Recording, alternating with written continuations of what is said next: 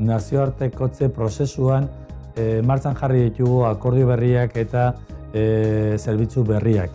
Alde batetik, lantzen ari gara akordioak beste herrialdetako entitateekin, esateko, adibidez, Estatu Batuetan National Cooperative Bankekin sinatu genuen akordioa lantzen ari gara eta zabaltzen ari gara gure enpresei.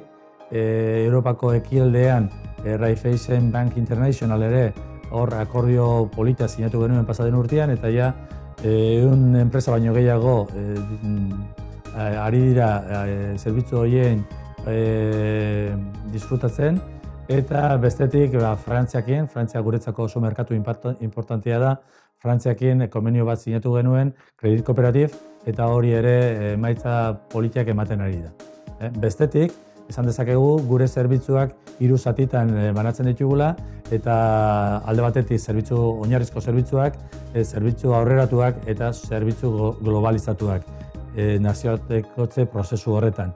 Horretarako apoiatzen gara gure taldearekin, Mondragon Internationalarekin bat egin dugun akordioan, eta 9 delegazio daude munduan zehar, Txina, India, Taiwan, Vietnam, Rusia, Estatu Batuetan, Mexiko eta beste hainbat herrialdetan.